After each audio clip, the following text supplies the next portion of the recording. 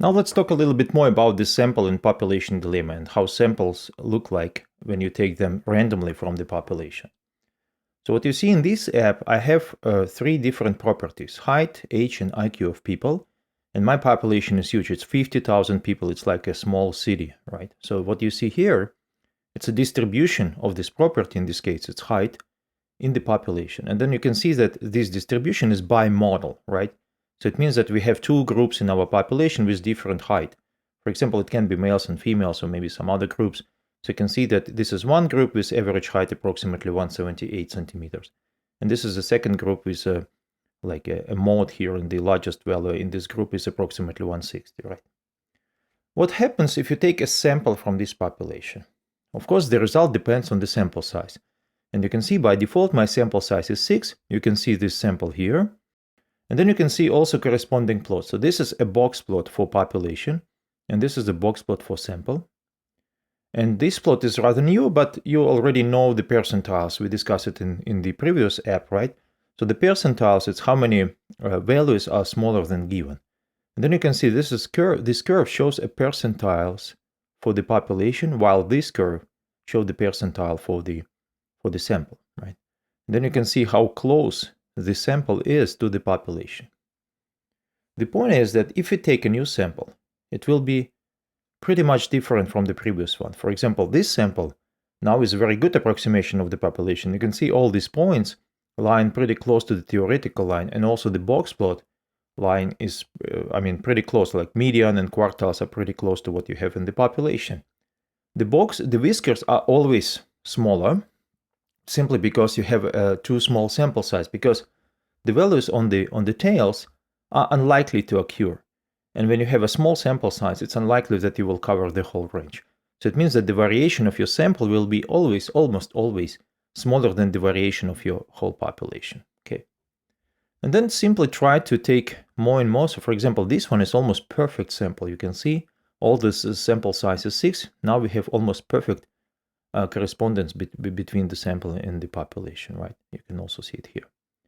Sometimes it will be pretty extreme. For example, this one, look how different is it, right? Sometimes it will be pretty close. The problem is that you take only one sample always. You don't work with infinite amount of samples. And therefore you never know how close your sample is to the population. So be prepared that your sample can be pretty extreme, especially if sample size is small. So let me just change the sample size down to 3. Look, in this case, you can see sometimes the sample can be really weird. And the smaller sample size, the more extreme it can be. For example, in this case, you can see that it's very much shifted to the left, right?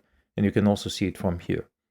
So the smaller sample size, the less likely your sample will resemble your population well, the less likely your sample will be representative enough for your population. But if you increase your sample size, for example, in this case, I can go up to 30. Now look how close the points are, and also the box plot, right? So if I take a new sample, you can see that almost always the points are pretty close to this theoretical line, and the box plot have a very good correspondence with the box plot for the population.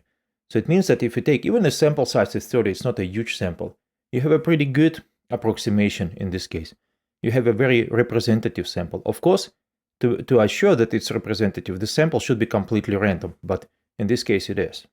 And this is true regardless which population distribution you have. You can see, for example, for age, I have a uniform distribution, right? So it means that all ages have approximately the same number of people in the population, right? And then you can see that in this case, the percentile is a straight line because of the uniform. And then if you take a new sample, you can see that most of the time, this sample is pretty close to the population, right? So you can see that the points line close to the population, and also you can see the box plot is very similar to the box plot that make population. And then also for IQ is normally distributed. In this case, you can see extreme values here, but we know that the box plot has a certain rule for the detecting of extreme values.